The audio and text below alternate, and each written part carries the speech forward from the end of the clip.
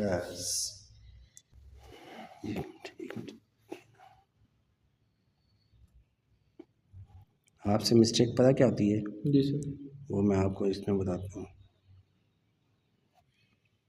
ये एक यहाँ पे बनाना है, ये देखिएगा, ये पहला स्ट्रोक ये लगा के दें। ये पहला स्ट्रोक जो है ना वो आपने सही लगाया है। अगला स्ट्रोक जो ना ऊपर नहीं जाते, यहाँ से रिवर्स जाते हैं पीछे की तरफ। ये देखें, ये पीछे की तरफ जाकर ना फिर यहाँ से इसके साथ मिलाना है ऐसे। आप ये ऊपर चले जाते हैं, आँख बड़ी हो जाती है। जी सर। आँख बड़ी नहीं होनी चाहिए, ये आँख होती है बस, यहाँ तक ठीक है। बाद में ये जो जगह ना यहाँ से ऐसे गुलाई कर देते हैं ये।